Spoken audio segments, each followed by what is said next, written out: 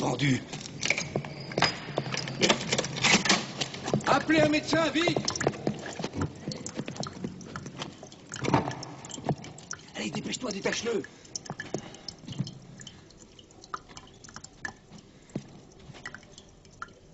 Il respire. Le moins qu'on puisse dire, c'est que la course de cet après-midi fut âprement disputée, comme vous pouvez d'ailleurs en juger par ce rapide résumé. Il s'agissait, ne l'oubliez pas, de l'avant-dernière course du championnat d'Allemagne dans la catégorie des voitures de tourisme. Après avoir pris la tête dès le départ, sur la voiture numéro 30, il a eu très rapidement des problèmes mécaniques. Salut Joseph. Bah qu'est-ce qu'il y a? Joseph, j'ai besoin de ton aide. Le bureau est fermé, il faut repasser demain. Il s'agit de la femme d'un de mes clients. Je voudrais que tu ailles la chercher et que tu la conduises à Bootsbar. Tiens, on vient d'inventer ce truc. Tu fais son numéro et quand elle t'entend, eh ben tu l'entends toi aussi. Comme ça, t'auras tout le loisir de lui dire ce qu'elle doit faire. Oui, bien sûr. Mais son mari est incarcéré là-bas et il y a une demi-heure, il a essayé de se suicider.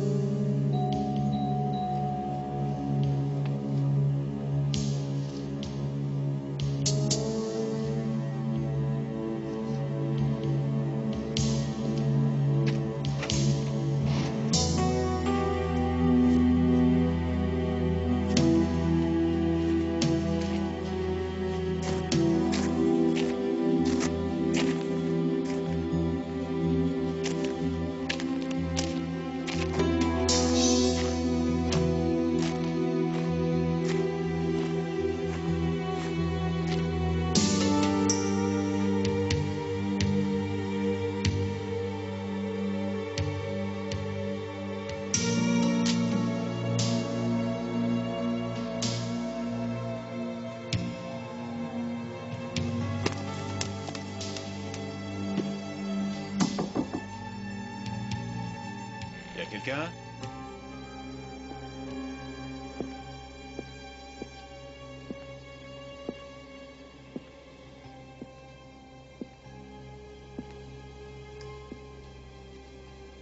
Oh!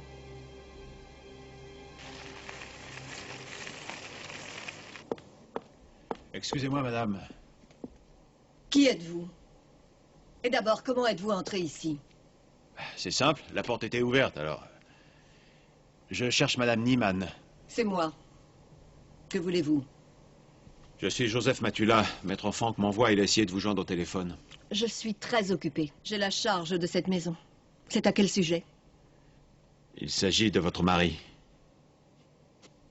De mon mari. Qu'est-ce qui se passe?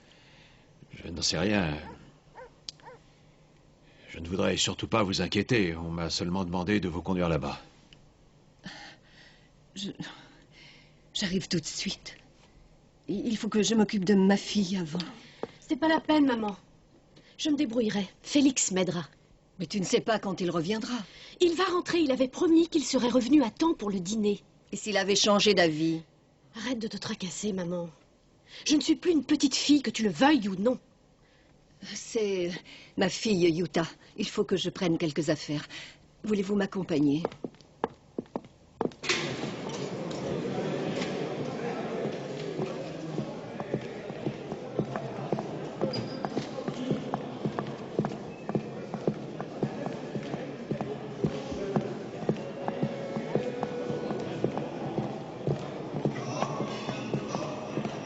Bonsoir, Madame Niemann. Surtout, ne vous inquiétez pas. Votre mari a tenté de mettre fin à ses jours, mais il est hors de danger. Il a eu beaucoup de chance.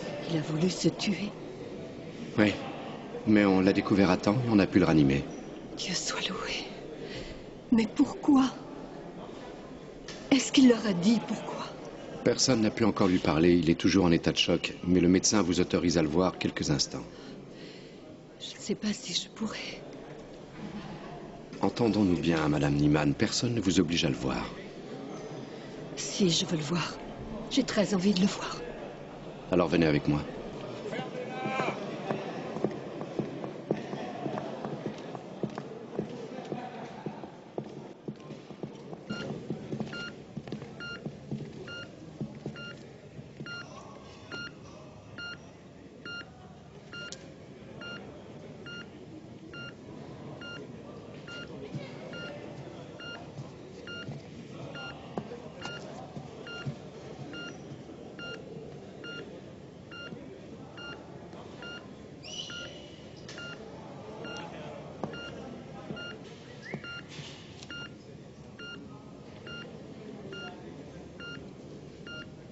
Willy, pardonne-moi, mon chéri. Ce n'est pas ce que je voulais.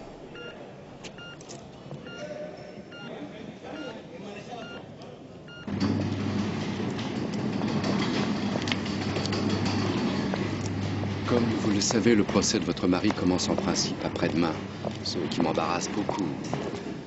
Je vous avoue que cette tentative de suicide contrarie un peu mes plans pour sa défense. Vous savez peut-être pour quelle raison il a voulu se suicider? Non, je n'en sais rien. Vous avez été lui rendre visite cet après-midi, je crois. Vous n'avez rien remarqué de spécial? De quoi avez-vous parlé? De banalité, rien de particulier.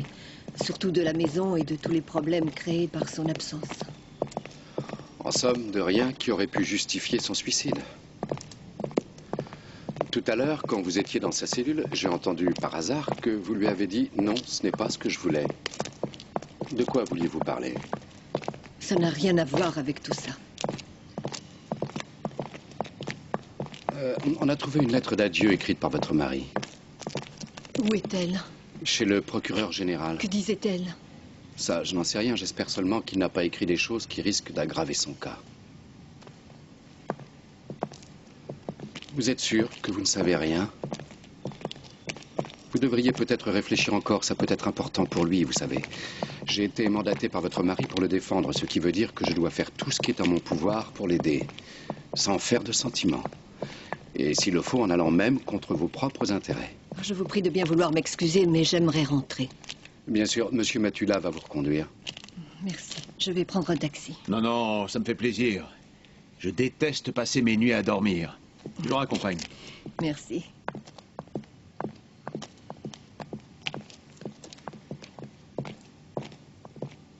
Merci. Vous en voulez une? Non, non, pas pour moi, merci. Tu veux autre chose? Non, merci. J'ai surtout envie d'aller me coucher. Je peux boire ma bière tout seul, si tu veux. Bon, très bien. Alors, pourquoi Niemann est-il en prison? À cause du cambriolage d'une bijouterie, au cours duquel le propriétaire du magasin a été grièvement blessé, il y a quelques mois. Les malfaiteurs ont emporté des bijoux et plusieurs centaines de milliers de marques en liquide. Ils étaient masqués et se sont enfuis sans être reconnus.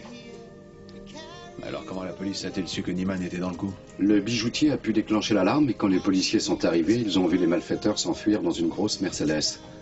Les policiers les ont bien sûr poursuivis, mais ils ont réussi à les semer. Pourquoi? Les flics sont tombés en panne? Non, la voiture des bandits roulait trop vite.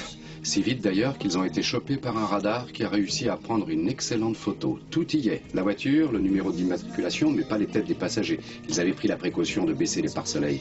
Ah. Et qu'est-ce que Niemann vient faire là-dedans? Niemann était le chauffeur personnel d'un de ces gros bonnets de l'industrie. Il était aussi jardinier chez lui et sa femme s'occupe toujours de sa maison. Et est-ce que tu veux dire que... Oui. La voiture dans laquelle ces types se sont enfuis appartenait à son patron. Oh, ça me paraît invraisemblable, ça. Pour un coup pareil, on ne prend pas la voiture de son patron. Oui, et Niemann nie justement avoir pris sa voiture ou avoir la moindre chose à voir avec toute cette histoire. Peut-être que quelqu'un d'autre a emprunté la voiture. Discrètement, sans se faire remarquer, et a été la remettre à sa place une fois le coup terminé. Ça, la police l'a déjà vérifié, mais il ne voit pas du tout qui aurait pu faire ça. Ça ne prouve pas que ce soit forcément Niemann qui l'ait fait. C'est vrai. Et c'est bien pour ça que j'ai cru que j'allais pouvoir le sortir de là, les doigts dans le nez. Mais c'est fini, tout ça. Mais qu'est-ce qui lui a pris aussi de se pendre? Et ça ne prouve rien du tout. Ça non plus, c'est pas une preuve. Non, bien sûr que non, ce n'est pas une preuve. Mais Niemann avait les clés de la voiture. Il n'a pas non plus le moindre alibi. Réfléchis. Il faudrait être vraiment stupide pour faire un truc pareil. Tu te rends compte? Se servir de la voiture qu'on conduit tous les jours pour dévaliser une bijouterie. Autant aller se rendre tout de suite à la police. Oui, ou alors, au contraire, personne ne voudra croire qu'on puisse être aussi stupide. Et qu'est-ce qu'ils disent, les flics? C'est tout ce qu'ils ont contre lui? Uniquement cette histoire de voiture? Non, hélas. Le type qui conduisait comme un vrai pilote de course en faisant des dérapages contrôlés et à une telle vitesse que la police n'avait pas la moindre chance de les rattraper. Ah oui. Et alors? Niemann a fait des courses autrefois. Il aurait pu être un très grand pilote. Ça, t'aurais pu me le dire tout de suite. C'est la ruée vers les piscines. Tu entends ça, Oumba? Et si on allait se baigner, nous? Excusez-moi de vous déranger. Qu'y a-t-il? Madame Niemann est ici. Elle dit qu'il faut absolument qu'elle vous parle. Ah ah. Bon, un moment, je finis d'abord mon café et j'arrive. Ça va, mon chien? Tiens, prends ça, que quelqu'un au moins en profite. Mais je t'interdis de monter sur la table.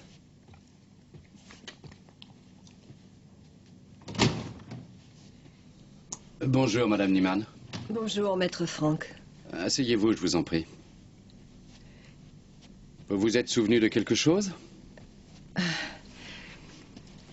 Je ne veux pas vous faire perdre votre temps. Je suis simplement venue chercher le dossier. Mais quel dossier? Celui de mon mari. Nous prendrons un autre avocat. Excusez-moi.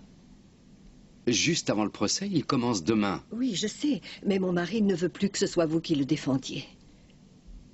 Et pourquoi ne veut-il plus que ce soit moi? Il a simplement envie d'avoir un autre avocat. Ce n'est pas suffisant.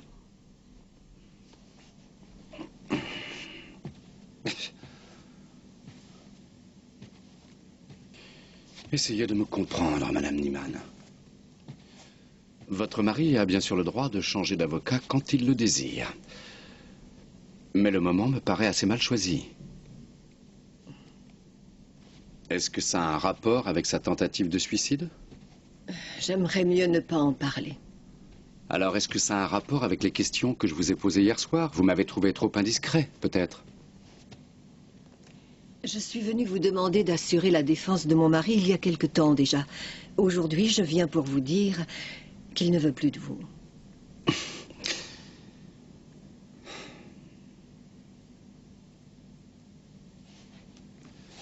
Bon, très bien. Je vais me démettre et vous allez pouvoir récupérer ce dossier. Mais ce ne sera possible que quand mes honoraires auront été réglés. Jusque-là, j'ai le droit de conserver le dossier comme le feraient tous mes confrères. Alors dites-moi combien nous vous devons. Je ne peux pas vous le dire si vite. Rien qu'avec tout le travail de préparation du procès. Je ne sais pas, ça doit chercher environ dans les... Mettons en gros, dans les 15 000 marks. Bon, c'est d'accord. Écoutez, je vais chercher l'argent et je vous le rapporte aussitôt. Je vais faire établir la note d'honoraires par ma secrétaire. Vous pouvez attendre, ce ne sera pas long. Merci.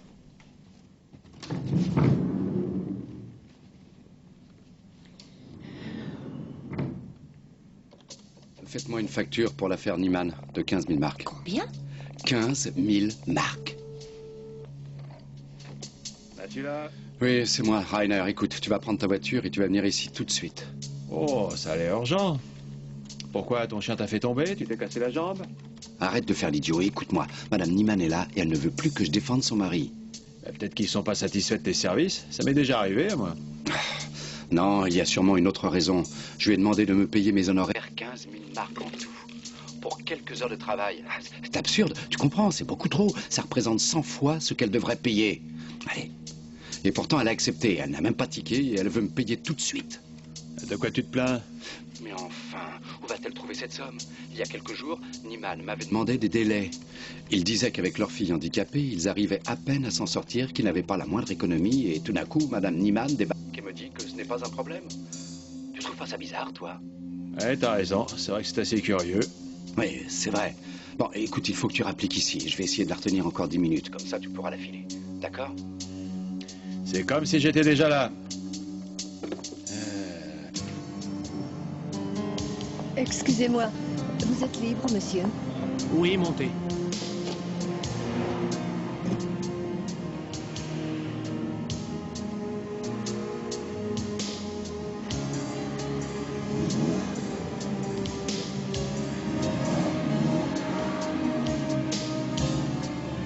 « 12 000, 13 000, 13 500, 14 000 et 15 000. Le compte y est. Merci, Madame Niemann. Et voilà votre reçu. Tenez. Merci. Alors, puis-je avoir le dossier maintenant? Oui. Écoutez, Madame Niemann. Oui. J'ai fait une petite erreur tout à l'heure. Je vous ai compté beaucoup trop. Je vais modifier la facture et dès que ce sera fait, je vous rendrai une partie de l'argent en même temps que le dossier. Je ne comprends pas pourquoi pas tout de suite. Vous m'avez dit, je m'en souviens très bien, que dès que je vous aurais remis cette somme, je pourrais prendre le dossier. Écoutez, Madame Niemann, c'est votre mari qui est mon client et j'avais obtenu de lui les pleins pouvoirs. Il faut au moins que j'ai un entretien avec lui avant de renoncer à le défendre. Ce n'est pas ce que vous m'aviez dit. Oui, mais c'est comme ça. Je vous promets d'aller le voir le plus vite possible et je vous rappelle aussitôt après, d'accord? Enfin, ce n'est vraiment pas nécessaire, maître. Mais j'ai déjà parlé de tout cela avec mon mari. Écoutez, Il est madame, parfaitement d'accord avec je suis moi. désolé, mais je n'ai pas le choix. Croyez-le bien. Pourquoi vous ne voulez pas me remettre ce dossier?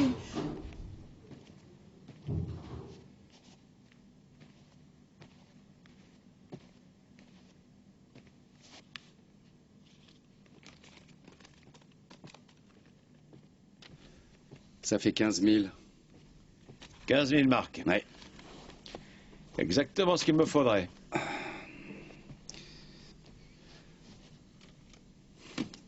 Comment les as-tu lus si vite? Tu peux me le dire, toi? Viens voir. C'est le taxi qu'elle a déjà pris tout à l'heure. Elle s'est d'abord arrêtée devant une cabine téléphonique, puis devant une banque, où elle n'est restée que 5 minutes. Tu crois qu'on lui a remis l'argent comme ça? J'en sais rien. En tout cas, j'ai jamais touché de l'argent aussi vite. Surtout une telle somme.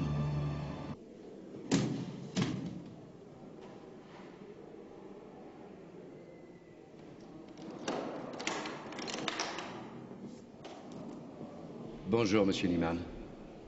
Bonjour.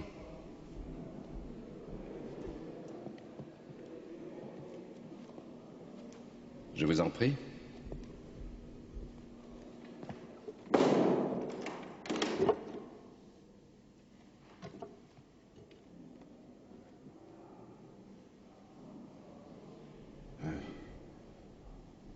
Vous savez, pour hier soir, c'était vraiment stupide. Mes nerfs ont lâché. Vous n'avez absolument pas besoin de vous justifier, vous savez. Bon, voilà, je suis venu parce que... Je voudrais savoir pourquoi vous ne me faites plus confiance. Ai-je fait quelque chose qui vous a déplu? Qui, vous? Oh, rien. Je vous ai toujours dit que vous aviez d'excellentes chances de vous en tirer sans trop de mal, et je pense que c'est encore le cas. Mais je vous fais entièrement confiance. Alors pourquoi vous ne voulez plus de mes services? Je ne veux plus de vos services. Vous voulez dire que vous l'ignoriez? Non, je ne le savais pas. Votre femme est venue me voir ce matin. Elle voulait que je renonce à assurer votre défense. N'est pas vous qui lui avez demandé d'effectuer cette démarche? Non. Elle doit sûrement... Elle doit avoir ses raisons. Alors qu'est-ce que vous décidez? Eh bien... Elle a certainement dû faire ce qu'il fallait. J'ai confiance en ma femme. Écoutez, vous n'espérez pas que je vais vous croire. Je veux savoir ce qui se passe. Est-ce que quelqu'un a fait pression sur vous? Oh non, jamais. Vous avez répété depuis le début que vous étiez innocent, à chaque interrogatoire. Et maintenant, vous y renoncez et en plus, vous essayez de vous suicider. Je vous l'ai déjà dit, c'était stupide. Que voulait votre femme quand elle est venue vous voir hier?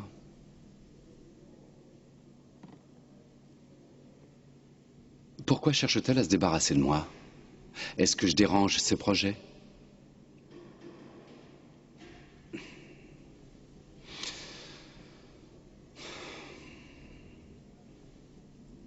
Monsieur Niemann, vous m'avez chargé d'assurer votre défense et pour moi c'est une très grosse responsabilité qui ne va pas s'annuler simplement parce que vous avez subitement changé d'avis. Surtout si j'ai la très nette impression que vous n'avez pas pris cette décision de votre plein gré et qu'on vous l'a imposée. Non, maître, non, c'était vraiment pas possible. Surtout comme ça, à la dernière minute. Vous ne vous rendez pas compte que ça chamboule tout mon emploi du temps. Les audiences sont fixées plusieurs semaines à l'avance. On ne peut rien changer. Non, on n'a vraiment pas le choix. Monsieur Mayeropsis? Bonjour. Monsieur le procureur Nous général. allons pousser à l'automne. Je vous remercie beaucoup d'être venu. Par ici, s'il vous plaît.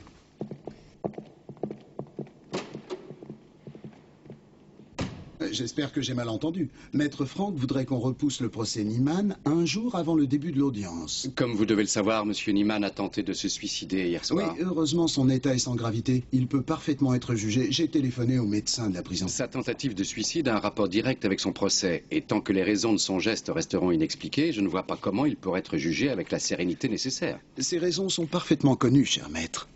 Voici la lettre d'adieu dans laquelle Niemann a fait des aveux complets. Je vous demande pardon? Il a tout avoué. Il a avoué que c'était lui qui conduisait la voiture après l'attaque de la bijouterie Curting. Enfin, c'est précisément ce qu'il niait depuis son arrestation. Ce n'est plus le cas. Je voudrais alléger ma conscience et, comme cet aveu entraînera ma condamnation, je préfère en tirer moi-même les conséquences et mettre fin à mes jours. Et pourquoi je l'apprends aujourd'hui? Pourquoi est-ce qu'on ne m'a pas transmis cette information plus tôt, alors qu'il s'agissait d'un point essentiel pour la défense de mon client? On n'a simplement pas eu le temps, cher maître. Tenez, lisez.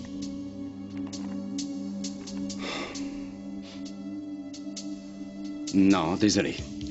Pour moi, c'est une preuve supplémentaire qu'il a subi des pressions et que mon client doit se faire manipuler par quelqu'un. Ce n'est pas parce qu'un accusé veut changer d'avocat qu'il subit des pressions, excepté de la part de son avocat. Vous savez déjà que Niemann veut changer de défenseur. Et comment l'avez-vous appris? Il veut un avocat commis d'office. Ce que vous ne savez sûrement pas, c'est que j'ai demandé à sa femme de me régler mes honoraires en retard et que Madame Niemann s'est procuré cet argent dans les délais les plus brefs. Alors qu'il y a quelques jours, son mari me demandait des échelonnements. Comment expliquez-vous ça?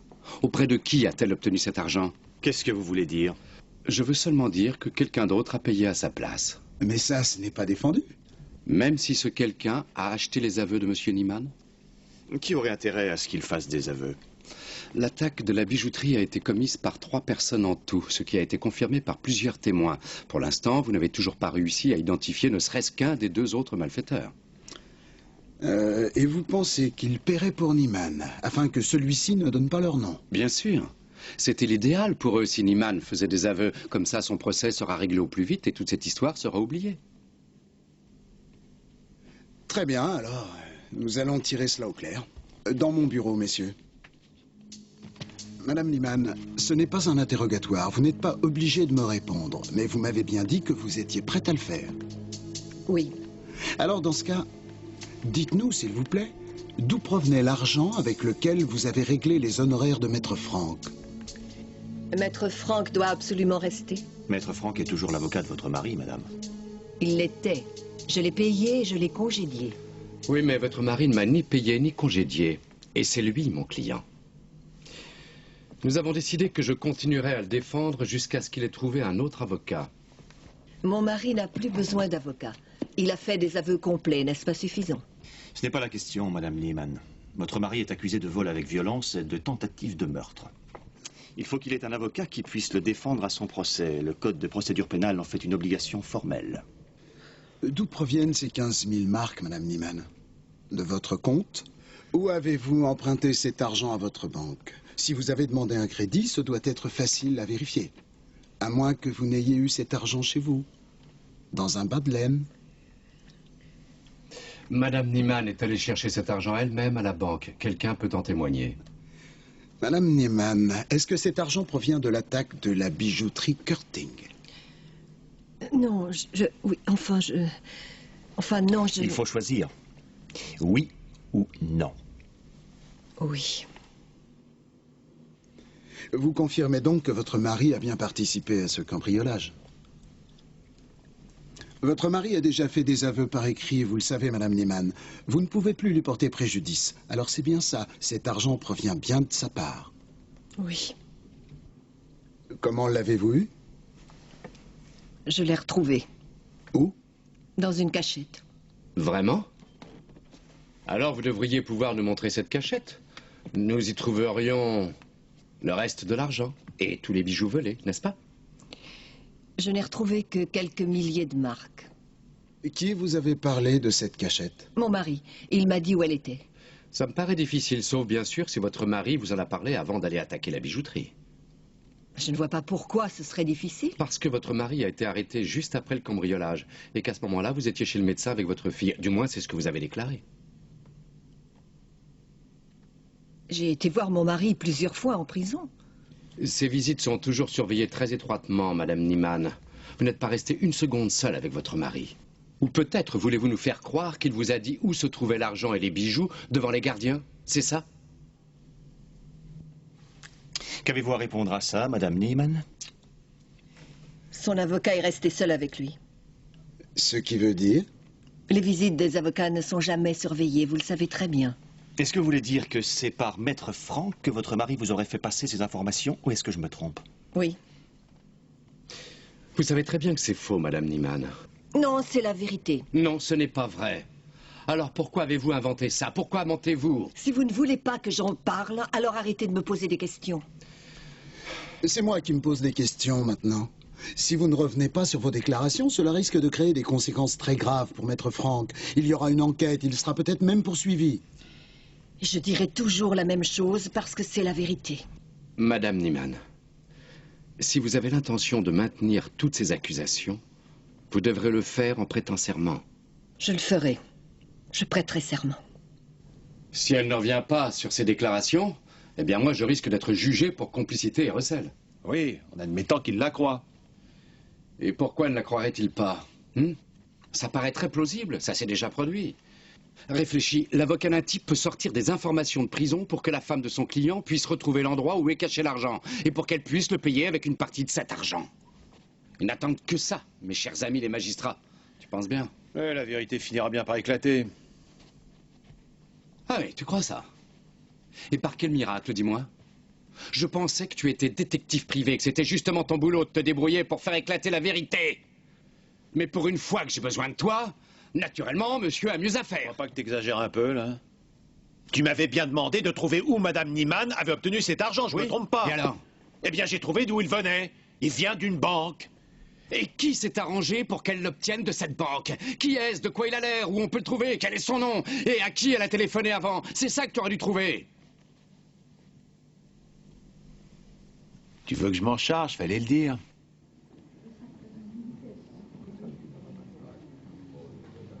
Bonjour. Bonjour. Vous avez demandé à me voir, monsieur? C'est vous le directeur? Oui. Que puis-je faire pour vous? Mais voilà.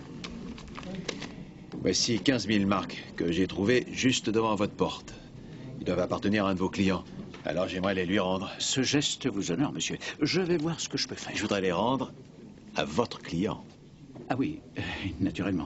Je vais faire rechercher tous les noms des clients qui ont récemment retiré cette somme. Oui, allez-y, j'attendrai ici. Mais ce n'est pas si simple. Vous savez, ce n'est pas si facile que ça. Pourquoi ça? Vous n'avez qu'à vérifier sur votre ordinateur. Vos clients ne doivent pas retirer une telle somme tous les jours. Non, c'est évident. Mais ce n'est pas ça le problème. Si ça se trouve, le caissier sait qui c'est, lui. Seulement, je ne pourrais pas vous le dire à cause du secret bancaire. Oh, ça m'étonnerait que votre client proteste, surtout si ça lui permet de revoir son argent. Vous feriez mieux de me donner cet argent. Je veillerai personnellement à ce qu'il soit rendu à son légitime propriétaire. Je suis quelqu'un de très méfiant. Je préfère les rendre moi-même.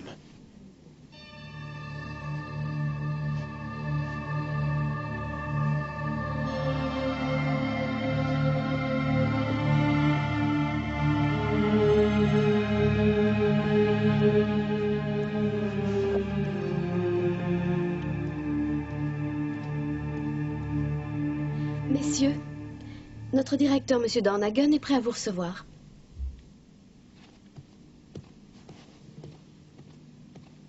Bonjour, messieurs. Entrez. Lequel de vous est Monsieur Matula? C'est moi. Voici Maître Franck. Vous savez pourquoi nous sommes là? Je le présume. Ma banque m'a fait savoir qu'un monsieur Matula avait trouvé 15 000 marks qui avaient été prélevées sur mon compte en banque et qu'il désirait me rendre personnellement cet argent. Donc, j'ai appelé la personne à qui cette somme était normalement destinée. Vous pouvez aussi bien dire son nom, Madame Niemann, n'est-ce pas? Oui. Elle prétend qu'elle n'a pas du tout perdu cet argent, mais qu'elle l'a remis au contraire à un avocat qui, si je me souviens bien, s'appelle Franck. Nous avons été forcés d'agir ainsi. Nous voulions absolument savoir grâce à qui Madame Niemann s'était procuré cet argent. Grâce à moi. Je leur ai fait un prêt. Un prêt de 15 000 marks? Comme ça, en argent liquide? Oui, monsieur et madame Niemann travaillent pour moi. Lui comme chauffeur et elle tient la maison. Elle avait besoin d'une avance et j'ai accepté de l'aider. Je crois que ceci doit répondre à vos questions. Mais alors pourquoi Madame Niemann ne nous a-t-elle pas dit comment elle avait trouvé cet argent? Elle a prétendu que cet argent était une partie du butin de son mari. En faisant cela, elle l'a vraiment desservi, et moi aussi par la même occasion. Pourquoi a-t-elle menti? Elle ne voulait pas me mêler à ça. Je regrette, mais ce n'est pas une réponse. Je suppose qu'elle a voulu m'épargner des désagréments, comme votre visite. Excusez-moi, messieurs, mais je vais vous demander de partir. Mon temps est précieux et j'ai un rendez-vous important.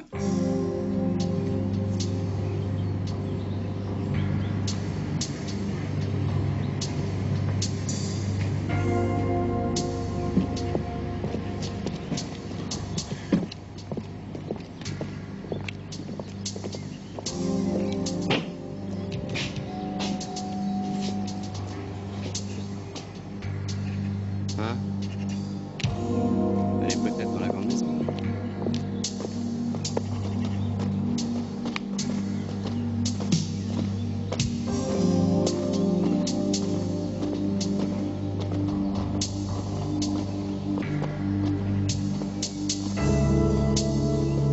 Tiens, la voilà. Il vaut peut-être mieux que tu nous laisses seuls pour l'instant. Peut-être, mais à condition que pour une fois, tu te dépêches un peu. Je vais aller faire un tour, à tout à l'heure.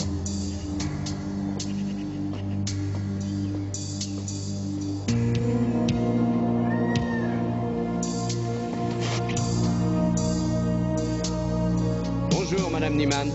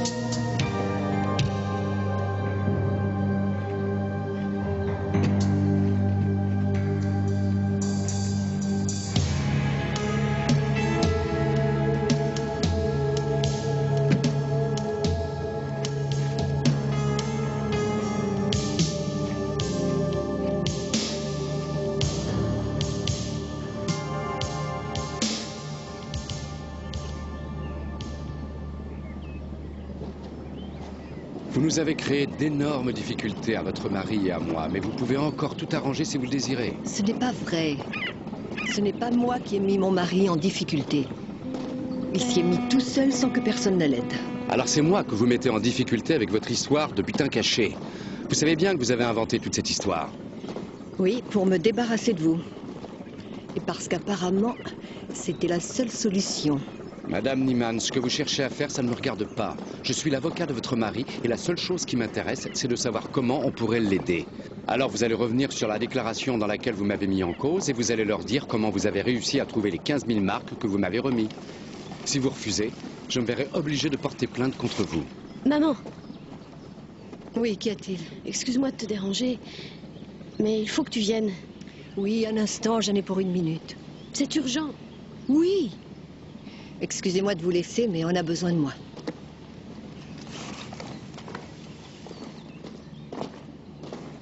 Alors? Elle est d'accord?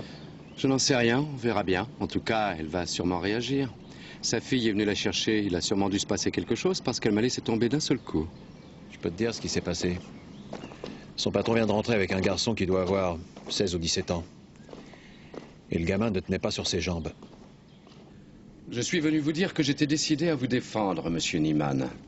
Je vous défendrai demain, à condition bien sûr que vous ne décidiez pas de vous y opposer. Non. Pour quelle raison? Je pense que cela vaut mieux pour vous qu'un avocat commis d'office. Même si vos chances de vous en sortir me paraissent un peu compromises par cet aveu tardif. Pourquoi avez-vous fait ça? Où vouliez-vous en venir? De quoi parlez-vous? Mais de vos aveux! Vous n'avez pas l'air de vous rendre compte du tout de ce que vous avez fait. Vous avez seulement avoué que vous conduisiez la voiture, c'est vrai, mais ça vous transforme automatiquement en complice, vous comprenez? Ce qui veut dire qu'on va vous coller sur le dos tous les autres délits, c'est-à-dire le vol des bijoux et de l'argent, et surtout le fait que le bijoutier a été grièvement blessé. C'était une tentative de meurtre, Niemann. Vous risquez la prison à vie, est-ce que vous en êtes conscient? Je peux refuser de témoigner? Ah, mais c'est évident que vous pouvez refuser de témoigner. Seulement ne croyez pas que les juges vous en seront reconnaissants. De même que les gens que vous couvrez. Enfin quoi, c'est vous qui risquez de finir votre vie en prison.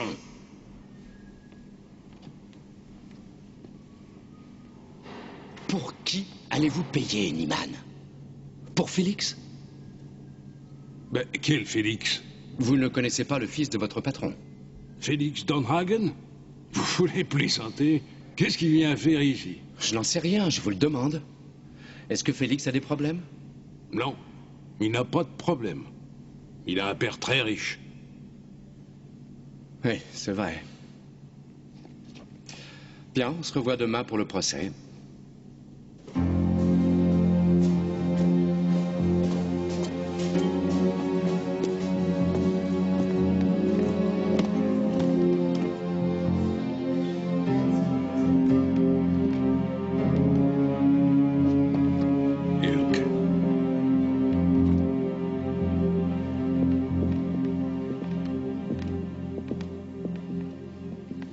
Bonjour, Niemann.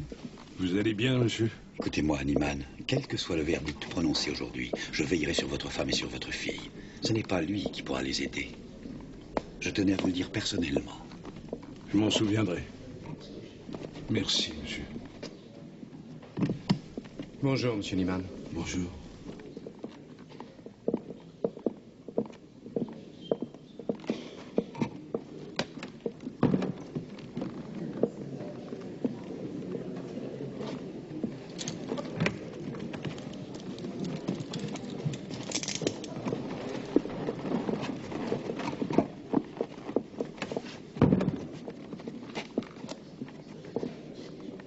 L'audience est ouverte, vous pouvez vous asseoir. Nous sommes là pour juger Monsieur Niemann Willi.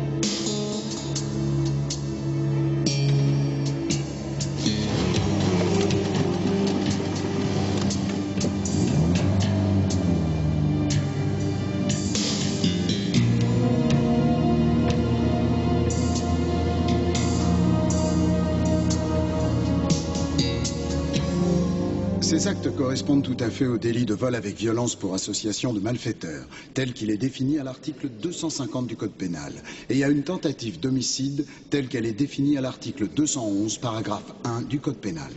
Merci, monsieur le procureur. Il est de mon devoir de vous informer que vous êtes parfaitement libre de vous abstenir de toute déclaration. Avez-vous quelque chose à dire? Oui. Monsieur Niemann, vous venez d'entendre à l'instant la lecture de l'acte d'accusation. Qu'avez-vous à nous dire? Que c'est vrai. J'ai participé à ce cambriolage. C'est moi qui conduisais.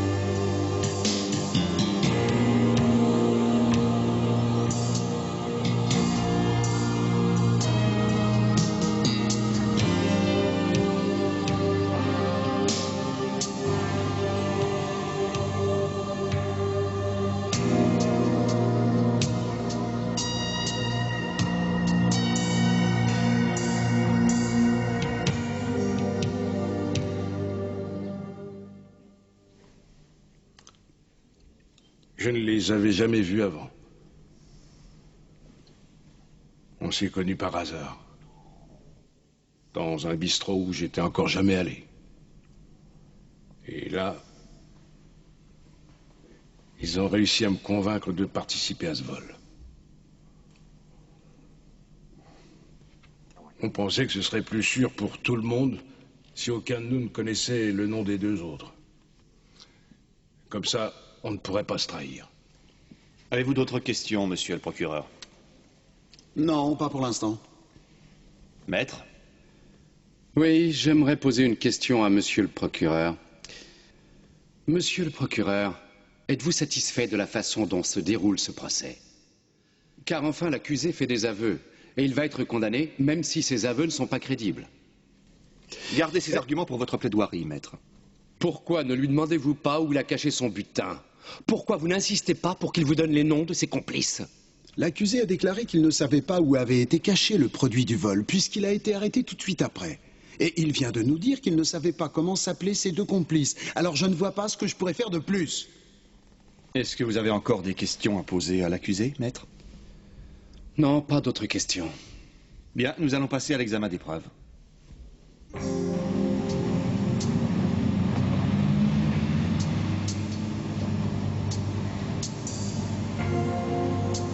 Bon, on se voit demain. D'accord?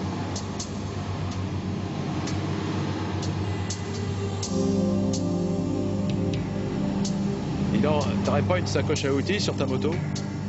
Et pourquoi faire? Bah, tu comprends, j'ai laissé la clé à l'intérieur, j'ai fermé la portière et je peux plus rentrer maintenant. Vous avez pas l'air très doué. Tu t'y connais, toi? Ouais, c'est pas très dur. Ah bah, te gêne pas, vas-y. C'est vraiment votre voiture? Et tu veux voir les papiers, peut-être? Non, ça fait rien. Ça m'est égal. Eh bien, vas-y, te gêne pas, alors.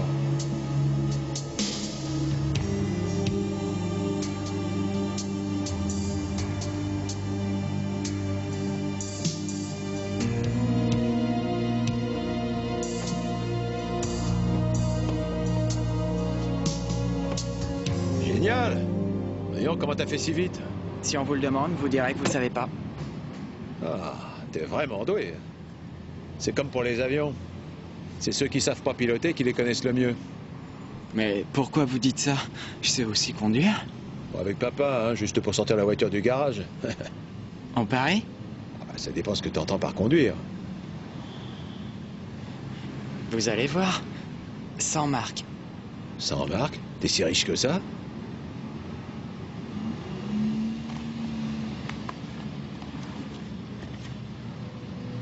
D'accord, montre-nous ce que tu sais faire, vas-y.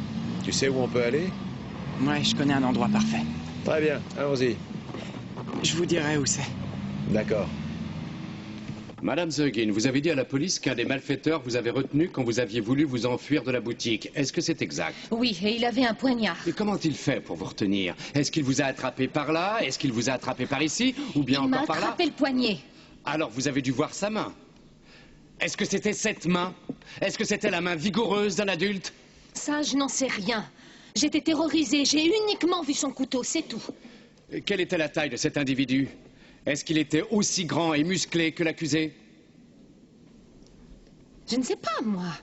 Donc vous ne savez pas si ce malfaiteur n'était pas plus petit que l'accusé? Non, je n'en sais rien. Je ne m'en souviens pas du tout. Et je vous ferai remarquer que j'ai déjà parlé de ça à la police. Excusez-moi, maître, mais je ne sais pas où vous voulez en venir avec toutes vos questions.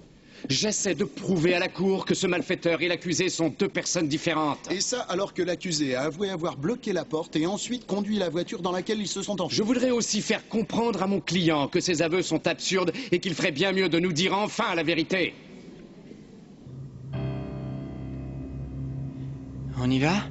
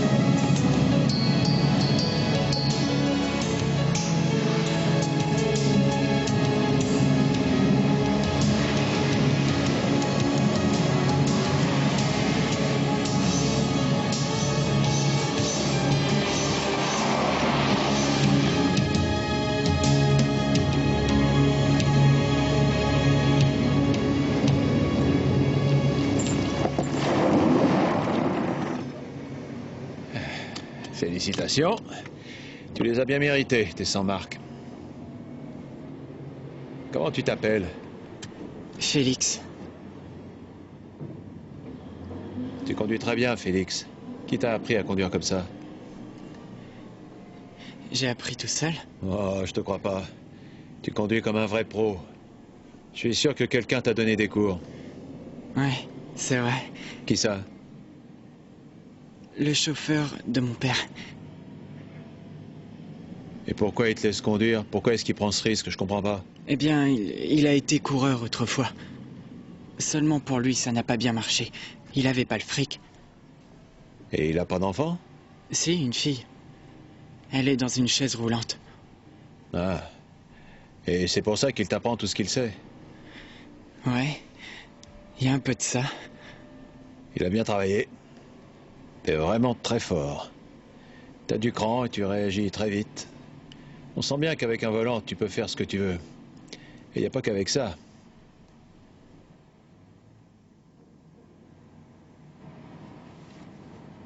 Il t'a aussi appris à te piquer. C'est pas vrai. Vous êtes qu'un poulet. Tu te trompes, Félix. Je suis pas un policier. Alors reste là. Et écoute-moi bien. Je sais qu'il te faut beaucoup d'argent pour tes doses.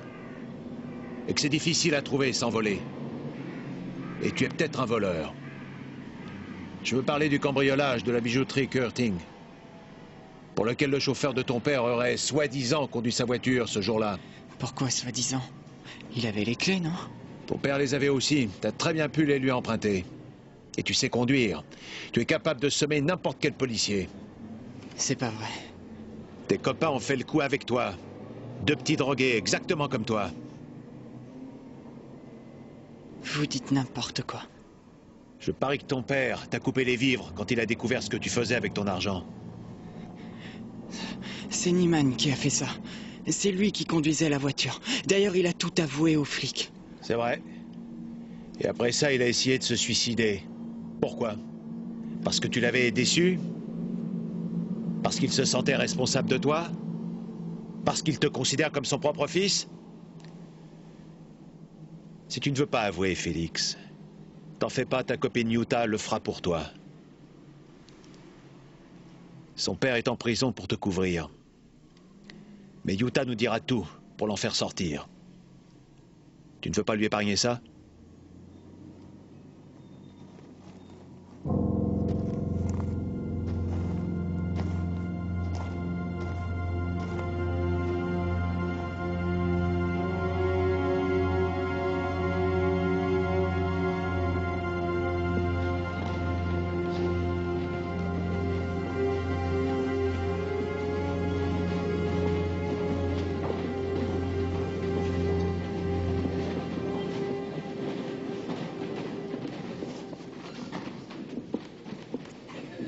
L'audience va pouvoir reprendre. Monsieur le procureur, c'est à vous. Nous écoutons votre réquisitoire. Je vous demande pardon, Monsieur le Président, mais je voudrais que la Cour nous permette d'entendre un nouveau témoin dont le témoignage est capital pour l'accusé. Mais de qui s'agit-il? De Utah Niemann, la propre fille de l'accusé. Et pour quelle raison devrions-nous l'entendre? Pour empêcher que l'accusé ne commette une erreur qui sera très lourde de conséquences pour lui. Il a fait des aveux, c'est vrai, mais ces aveux sont une pure invention. Willy Niemann n'a pas participé au cambriolage de la bijouterie Curting. Ce n'est pas lui qui conduisait la voiture ce jour-là. Vous répétez, mon très cher maître. Pourquoi ne nous dites-vous pas plutôt qui conduisait cette voiture? Je pourrais le faire, bien sûr, mais je préfère d'abord expliquer au tribunal pourquoi M. Niemann a choisi de prendre la place du vrai coupable. La Cour veut bien entendre votre témoin.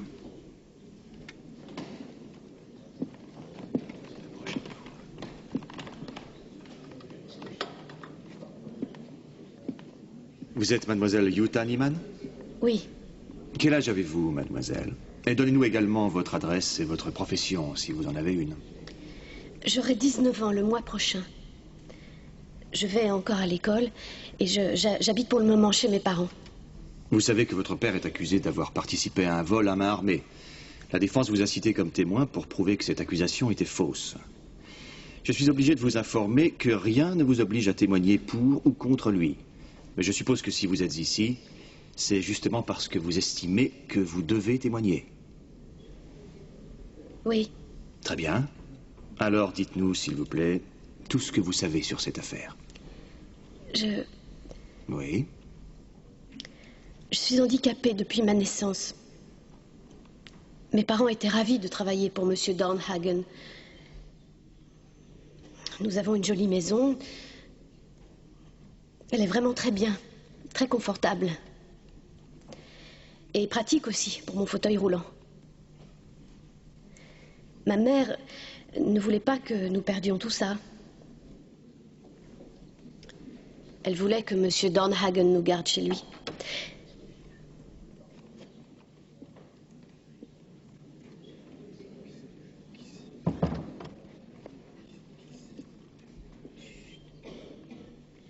Je ne suis pas aussi handicapée que le croient mes parents. Je suis des études presque normales. Et quand je les aurai finies, j'irai à l'université.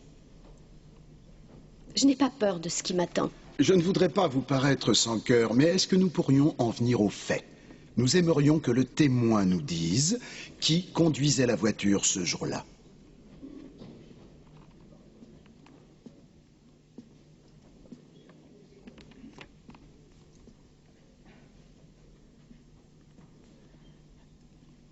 Monsieur Niemann n'a rien à voir avec toute cette histoire. Je le sais bien. C'est moi qui conduisais la voiture.